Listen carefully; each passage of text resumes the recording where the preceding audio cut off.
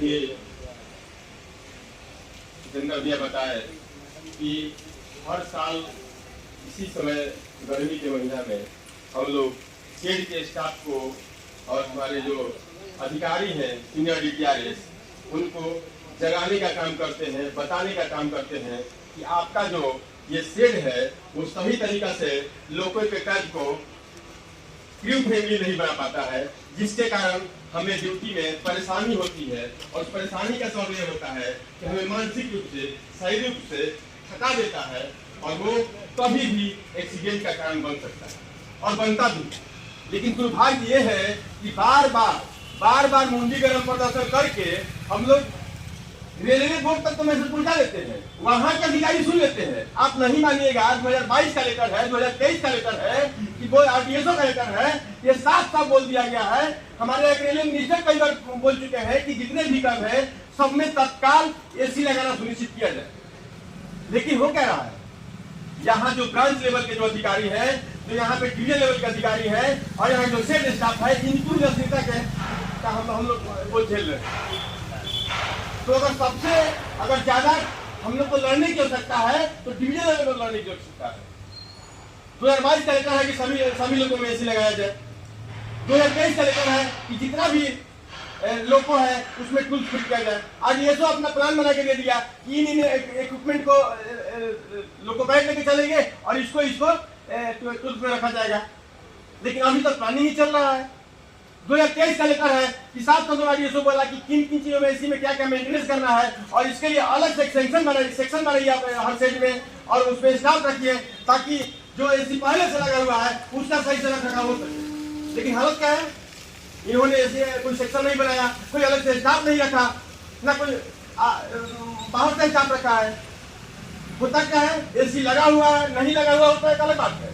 जो लगा हुआ है वो काम नहीं कर रहा है, किसी में एक काम में काम कर दूसरा में काम नहीं कर रहा है। हुआ कुछ नहीं है।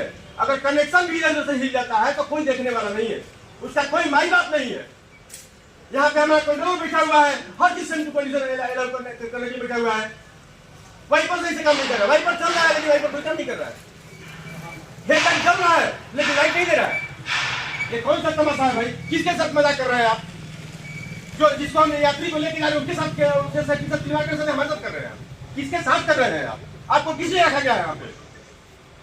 रेल को सुरक्षित पहुंचाने का जिम्मेदारी तो लोगों पायलट का है। आप चार्ज डालने के लिए बैठे हुए यहाँ पे इतना सारा पेमेंट लेते हैं। जो यात्री पैसा देता है, जो माल ढुलाई होता है, उसके पैसे का सब लोग पेमेंट लेते हैं। क्यों लोगों पायलट लेता है? इस तरह से अगर व्यवहार रहेगा तो रेल में कभी भी जीरो स्ट्राइक नहीं होगा, केवल प्रचार का माध्यम बना रहेगा। हर साल स्ट्राइक होगा, हर साल एक्सीडेंट होगा और इसको कोई रोक नहीं सकता है। हम लोग जितने बताया अभी कि हम लोग जितना भी यहाँ मांगे कर रहे हैं, क्यों कर रहे हैं? हमारा मकसद केवल ये नहीं है कि हमको सुख सुविधा दिया जाए। हमारा सोना, हमारा खाना, हमारा जगना, हमारा आराम करना सब सेफ्टी के लिए है। ये रेलवे बोर्ड का गाइडलाइन है कि हमको कितना सोना चाहिए, हमको किस तरह से बैठना चाहिए। यहाँ पे जो लोगों में सीट लगा हुआ है, इनका साहब का चेयर जाके देख लीजिए। एक मानक होता है कि जिसको 10 घंटा 12 घंटा बैठना हो, किस बनावट का चेयर होगा ताकि वो कंफर्टेबल महसूस करेगा, उसके रीढ़ में दर्द नहीं होगा, उसके पैर में दर्द नहीं होगा और वो लगातार ड्यूटी करता रहेगा। लेकिन हमारे लोगों का हाल क्या है, जो कंपनी से जो आ गया एक बार बन के, अगर वो सीट खराब हो गया तो दूसरा जो सीट बनेगा उसका हाल क्या होता है पता ही नहीं चलता है कि कौन कंपनी से बना के लाया है सब। तो तमाम तरह की चीजें हैं, कैमरा पर छोटी छोटी जो चीजें हैं। कैमरा का बात कर रहे हैं, अब बताइए कैमरा हमारे निजता का किस तरह हनन किया जा रहा है? अरे पहले आप अपना ऑफिस में तो लगा लो, जहां भ्रष्टाचार का अड्डा बना हुआ है, बिल्डिंग में तो लगा लो। सारा सब जितना भी नियम लागू करना है सब लोगों पायलट पर लगाओगे। लोगों पायलट के सबसे तुमको कमजोर लग रहा है। लोगों पायलट बताओ, उसमें महिला भी आ रही है और तुम कह रहे हो कि सीसी भैंस लगा देंगे हर जगह, आगे पीछे दाहिने बाएं। हम लोग टॉयलेट भी करने नहीं जाएंगे, खुजली भी नहीं कर सकते हैं आप वहां पे। आप इसको समझ लीजिए। बताइए महिला जा रही है, बहुत सारे महिलाओं को यहाँ पे बोलने में हमको थोड़ा सा कोई महिला नहीं इसलिए बोल सकते हैं कि बताइए उसको नैपकिन पे पैड चेंज करना पड़ता है। अगर ड्यूटी दरमियान इस तरह कुछ हो जाता है वो कहाँ चेंज करेगी? उसके लिए क्या रेलवे ने व्यवस्था किया है? कोई व्यवस्था है? इस सबको शर्म है थोड़ा सा रेलवे बोर्ड को कि किस आधार पर CCVRS लगा रहे हैं? CCVRS का मकसद क्या है? सेफ्टी इंश्योर करना। और सेफ्टी इंश्योर करने के लिए जो जरूरी चीजें हैं उसको तो तुम पालन कर नहीं रहे हो। केवल हम पे नजर रखना चाहते हो कि हम किस तरह से ड्यूटी करते हैं। 12 घंटा कोई टाई बेल्ट लगा के अलर्ट मोड में रहेगा? सिग्नल लाल है, गाड़ी खड़ी हो गई, हम थोड़ा सा रिलैक्स महसूस नहीं करें? एसी लगा कैमरा लगा के रख दो उसमें, हम एसी के लिए चिल्ला रहे हैं। आज मालूम है एसी का 2005 से ऑन था, तब जाके रेलवे बोर्ड चुना और आदेश दिया, और आदेश के बाद 2016 के आदेश के बाद अभी तक एसी लग रहा है। तो कहीं ना कहीं प्रशासन का जो रवैया है वो हमारे लिए बहुत ही खराब है, और हमें लड़ाई को हमेशा लगातार लड़ना होगा। और बता देते हैं आपको, खास करके यहाँ पे हमारे यूपी भी बहुत सारे साथी आए हुए हैं, आप लोग भी इस चीज को ध्यान दीजिए। वाइपर चल रहा है लेकिन अगर वो साफ नहीं कर रहा है शीशा, तो उस वाइपर का क्या करना है? फिर से कबाड़ के फेंक दीजिए, बोलिए दूसरा लगाए, क्या मजाक है जी? हेडलाइट जल रहा है, लाइट नहीं कर रहा है। अरे दिन में बताइए हेडलाइट चेक होता है, अब बताइए कि दिन में जब हेडलाइट चेक होगा तो कैसे पता चलेगा कि मतलब वो एसी के लिए दिखा रहा है कि रोड के लिए दिखा रहा है? पता नहीं चलता है कि ट्रैक पर दिखा रहा है कि वो एसी को दिखा रहा है। इसको चेक करने की व्यवस्था होनी चाहिए कि कैसे हेडलाइट को चेक किया जाए। सामान्य क्या है कि कितना दूरी अभी दिन में दिखेगा तो रात में कितना दिखेगा? अगर है तो पालन होना चाहिए। हरन जो मन करता है वो लगा देता है, पता चलता है कि पब्लिक को कम सुनाता है, हम ही को ज्यादा सुनाता है, कान फाड़ देता है हमारा।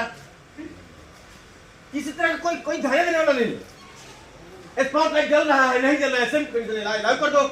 हमको कौशल टॉर्च लगा बार बार के देखते रहे, कौशल देखते रहे, अब बार सिग्नल देखते रहे। इसमें अगर कुछ हो जाता है तो आ जाओ, रिमूव हो जाओ, अब फिर आ जाओ, 10 लाख रुपया दे दो, फिर नौकरी में आ जाओ। इस तरह का रेलवे खेल चल रहा है। तो सबसे बड़ा चीज ये है कि हम लोग को रेलवे बोर्ड के साथ साथ दुर्भाग्य यही है, इसी बात का दुख होता है कि जो चीज रेलवे बोर्ड ने गाइडलाइन कर दिया, कम से कम उसको तो तुम लागू कर दो। कुछ भी लोगों में दिक्कत होता है, हम से लोग कहना चाहते हैं, कुछ भी लोगों में दिक्कत होता है तो हमारा कंट्रोल क्या करता है? इसी तरह से लोगों को अकाउंट में मत जाने दो। क्यों भाई? सब हम लोग अपने कपार पर ले ले, असेट का लोग जैसे तैसे लोग को बना के दे देगा।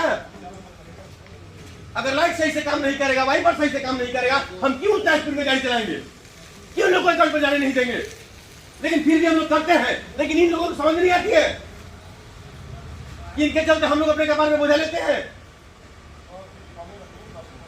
तो सबको समझने और समझाने की आवश्यकता है। एक ही भाइयों से हमको अपील है कि आप लोग भी जब सेट से गाड़ी निकालिए तो उसमें जो सेफ्टी आइटम जो भी है उस पर ध्यान दीजिए। एसी का मामला है, CCVRS का मामला है, ये अगर कैमरा अगर निकालता नहीं है तो हम लोग नीता के हाथ में लेके कोर्ट में जाएंगे। ऐसा हम लोग मानने वाले नहीं है, इनको जैसे तैसे छोड़ने वाले नहीं है। जो मर्जी करेगा वो करते रहेंगे।